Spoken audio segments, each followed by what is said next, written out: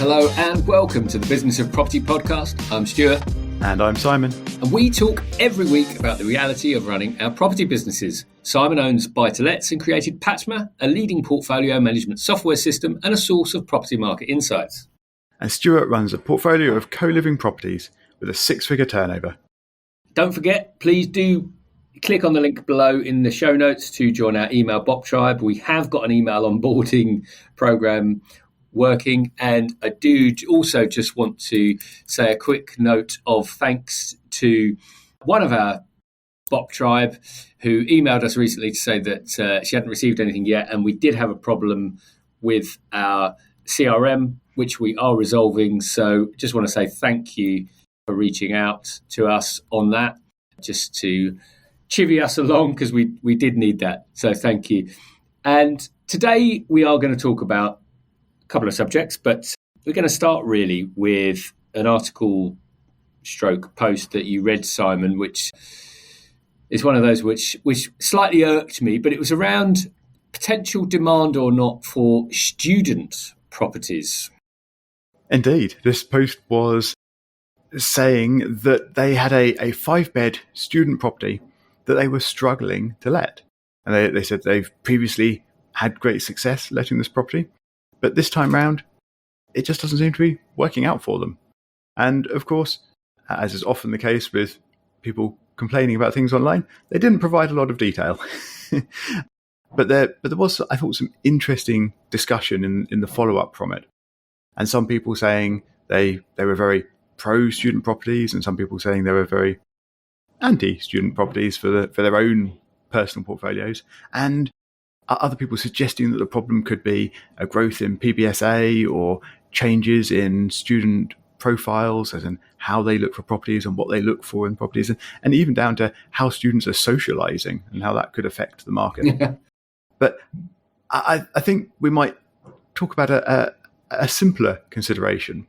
And tied in with this, you're marketing a property of your own at the moment, Stuart, and you've said a very choice phrase as we were discussing this earlier. And you said you looked at it online and thought, oh my goodness, that's awful. So this is your own property, Stuart. What's going on? Well, thanks for filtering me. Yeah, I probably said something stronger than that. Well, I think it's interesting. There's a good couple of subjects there, and it was an interesting subject, and we will come back to it in terms of, it's really easy to turn around and talk about all of these macro factors like purpose-built student accommodation, legislation, etc. And what was interesting was that I got an email from the estate agent say, yeah, your property's up online. And just to be clear, it is at the time of recording. Literally 10 minutes before we started recording, it went up online. I opened Rightmove and I was like, bloomin' heck, he said, filtering. And number one, the front of the property, and I have been there recently, but we had an issue with the gutter, and clearly where the water's leaked, so it was painted, it looks like a light lemon colour is the front of the house, but the top half is now mostly black where clearly the gutter's leaked. So number one, I was like, well, curb appeal, 1 out of 10.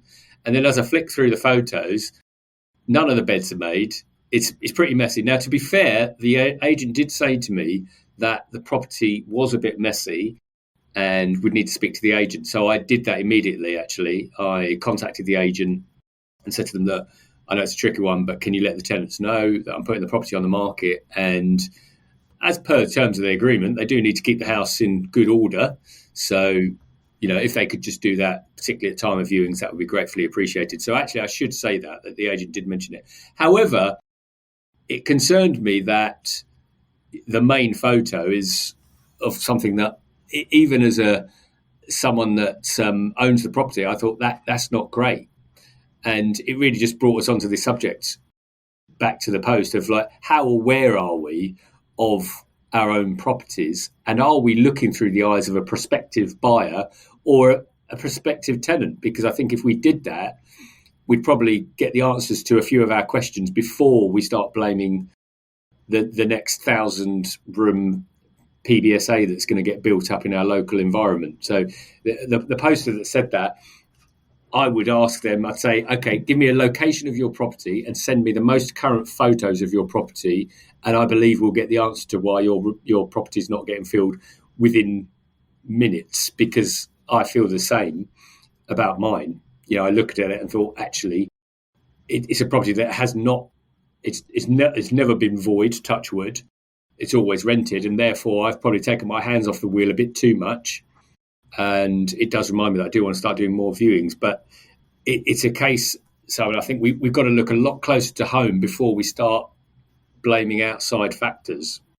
Yeah, you're right. I mean, those photos of a property when you have it listed online, they matter so much. And I think if you're selling a property, as in actually for sale, not trying to sell it for rent, but I mean selling it, I think you can sort of get away with perhaps less curb appeal, less good photos, because people are willing to consider doing some refurbishment or some redecoration or whatever when they buy a property. But if you're trying to rent a property, people do not expect to be coming in and redecorating or anything like that. In fact, they probably aren't even allowed to. So when you're renting, those photos really matter. How it looks on the online listing really matters. And I am constantly amazed by the number of rental properties I see come online with 2 or 3 awful photos, no floor plan, and next to no information. And in the current market, fair enough, they can get away with it.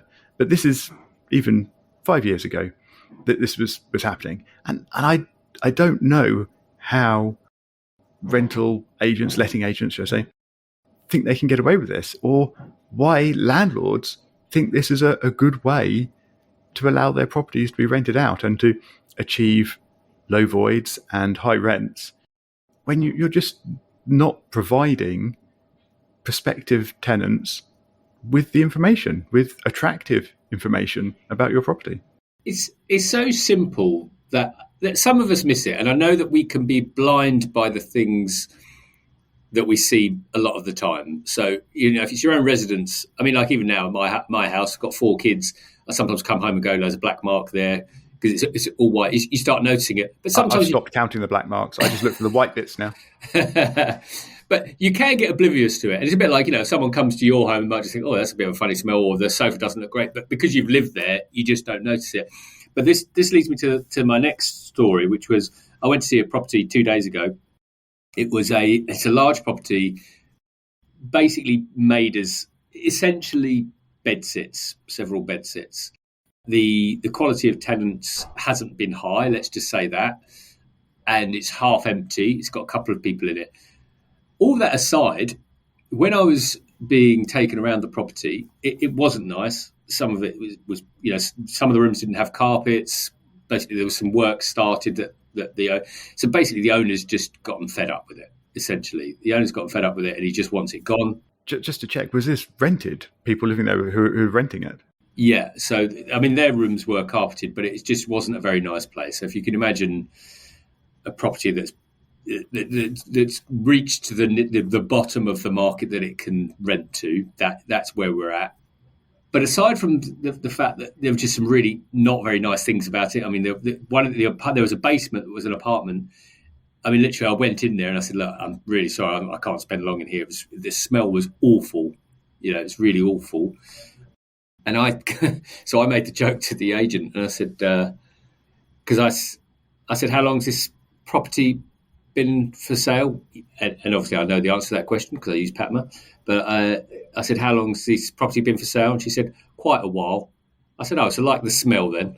I'm not sure how that went down. But then we went into one of the back rooms, and a window had been smashed.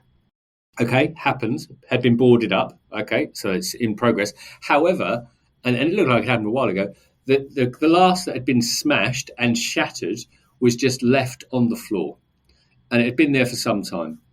And I said to the agent, why hasn't this been cleaned up? And she said, well, basically there was no answer. And it just reminded me that the responsibility is, of course, with the owner. It's with us as owners and investors. But I just thought, if I was an agent, and I've been in this situation before, if I was an agent, I would just say to the owner, look, we cannot do any more viewings until certain things get sorted. because we know you want to sell the property quickly, and you're selling it as a distressed sale.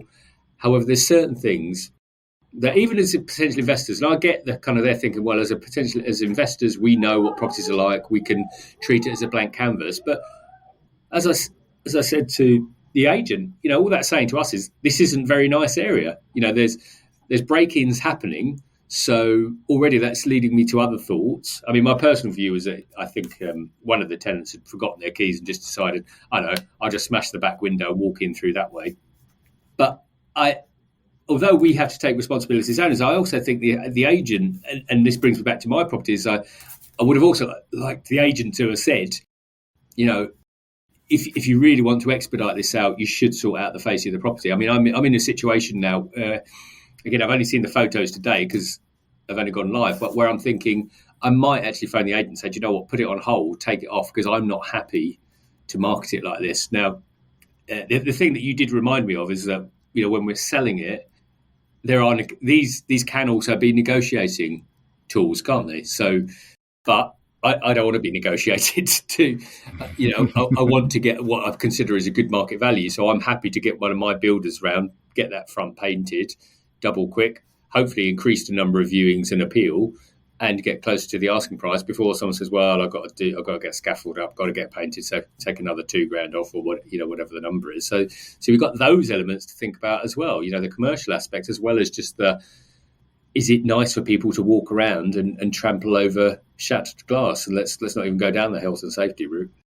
Yeah, I mean, that just, you would have thought it would take someone 10 minutes to sweep that up, and surely that would be worth doing. But then maybe if you put it in context, and the basement stinks, and there are rooms that haven't got floors or at least carpets on the floors, maybe shattered glass is the least of their concerns. Perhaps in the overall sort of appearance of the property, they feel it's just doesn't rank high enough to worry about. and they're not, fair enough, going to go around and put carpets in all the rooms, because I mean that's a much bigger job. So no, that I understand, because I think that's what you're selling it as. You're selling it as look, this is a partly complete job. Whoever takes this on is going to take it up halfway through. That is absolutely fine. But I also think, and this is where I think, and I'm sure agents can message us and say that's well out of our remit. But I don't know, if I'm doing a job, I either have to tell the owner and just say this needs sorting, because you're not going to sell it, because everyone's going to be concerned about, quite rightly, safety and security of a property when they see smashed windows, or you need a story to tell, but at least clean the blooming thing up. Or, as the estate agent, get a broom out and just sweep it all into the corner, cover it up. I don't know, do something to help your cause if you want to get that commission rate. Like I say, I'm sure there's arguments for it and against it from agents in terms of what they are allowed to do, and I'm sure they'll say there's a rule that they shouldn't do that. But I think, it's one of these things we could talk about for some time. But I always think it always sits with us as owners as responsible. But as agents, we're paying a fee, and I like to think that you'd get advice. And it reminds me of one other viewing I did a few years ago, actually, and it was to buy. So the owner was an owner investor who had recently refurbished the property. It was a 2-bed flat, very nicely done. You could see it had recently been done because it was all freshly painted, put a new kitchen in and stuff. When the agent took me there, and I'm not exaggerating, we waded through the fast food bags and detritus. So, if you just imagine a lot of like KFC bags, McDonald's bags, just strewn everywhere, and it was up to my knees. It was up to, like, I walked into the front room and literally just wading through fast food. And I turned around to the agent and I said, when did this tenant move in? And she said, a couple of weeks ago. And I said, have you done any of other viewings here? Yeah, we've done a couple. And I said, have you spoken to the owner about this? No, I haven't spoken to the owner. And I said, can you do me a favour? I said, as soon as we finish this viewing, can you please phone the owner immediately and tell them what is happening here. And there was just I just couldn't understand, just from a common sense perspective, why you wouldn't think that that would be the most sensible action to take. Forget that you're trying to sell the property, but they were cognizant because they had also rented the property. So they were renting and so they were letting and selling it. It was a job lot.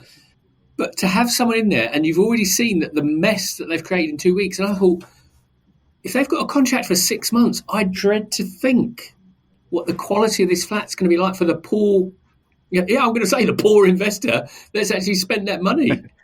Well, I suppose. I mean, we said at the outlet we're going to try not to be bashing agents in this episode.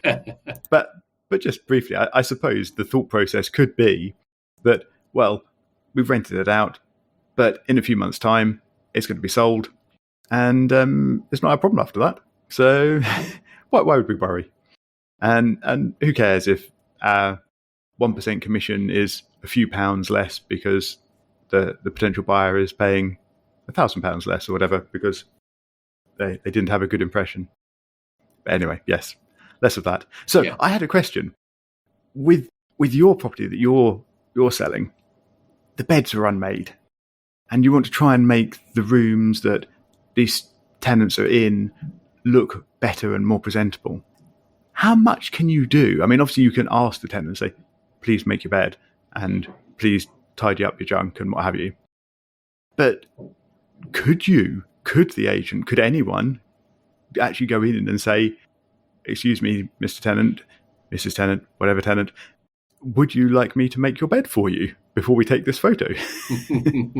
I mean, I'm not suggesting you should send someone in to just make everybody's beds. You would ask, but do you think you could? Well, there's a new service. You could offer a turn down service for your tenants, isn't it? Like the posh hotels do when you go away in the afternoon. Make their beds, leave them a little chocolate on the pillow.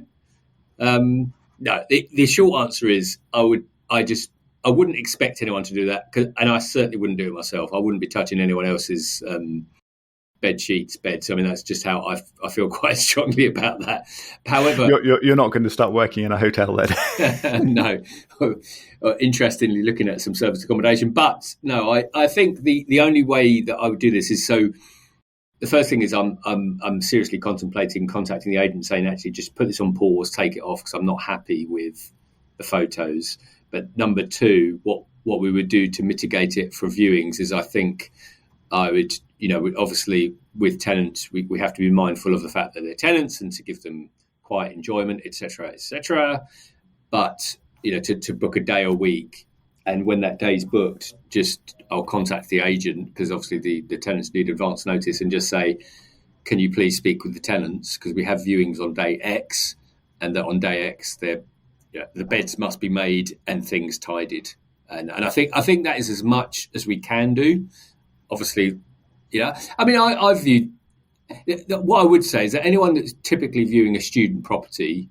So I went to another property on the same day where I saw the broken glass one, but it was pretty awful. And that there was a person also with me that clearly wasn't used to student. They were like, oh, this is pretty bad.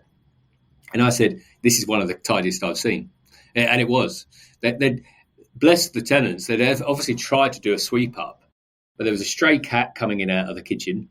There was like piles of rubbish, and there was a sink. I mean, you walk into the kitchen and then there was a sink full of washing that had been. They'd clearly had a party, and I don't think anyone had been down the stairs for at least a week. So if you just imagine like dirty dishes and stuff that had been sat around for a week on the side, and like I say, that was pretty good. And at the end of the day, they're just being students. Like I've got no. But the fact that someone thought it was really bad when I was like, oh, this is one of the best I've seen, shows you that there is, varying degrees of sort of subjectivity. So, I think, there's only so much you can expect. But the point I was making is that as someone that has walked around many a student property, I expected it. So anyone that's coming to view my property, if they come around and there's unmade beds and there's just bits of junk on the floor, I'd expect them to mostly not be surprised about that if they're all looking to buy an investment student, unless it's their first one. Would you consider using past photos. So you obviously market this property every year to students to rent out. So presumably you have photos of the rooms empty and looking really nice. Would you consider using those in your sale listing? I mean, obviously you couldn't really do that for the outside that needs fixing up and things, because that would be misrepresenting it. But obviously how the rooms look at the end of a student let or whatever, I think is sort of quite sensible and a reasonable thing to show. So would you consider doing that? Yeah, definitely. And it's interesting. I was thinking about that as you were talking earlier as well, about things that have been wrong with the property. And I was thinking, well, actually, you could use those photos. My view on that is you've just got to be really careful. I think as long as the aesthetics are as close to what they are now, and if it is just about an unmade bed or socks on the floor, whatever it is, I don't think that's a problem. I just what I certainly don't want to do is put photos up and then for the reality to be so different that it would put. So again, I just put myself in the eyes of a potential buyer, and I've been in that situation myself where I've looked at the photos, they're reasonable, looks okay, and I go there and there's a crack in the wall, and my immediate sensors go off and say, well, if those things have been hidden, what other quite literal skeletons are in the cupboard waiting to jump out? So I think like most things, there's just a bit of a balance. If I had a look at those photos and we did take some photos when we just refurbed it, I think it's fine. But what you don't want is people just to turn up, walk through the door and go, holy sweet mother of God, this is not what we thought we were coming to, and just immediately get turned off. So I think there's got to be a bit of balance. Yeah, so try not to overpromise and underdeliver, but try to underpromise and overdeliver.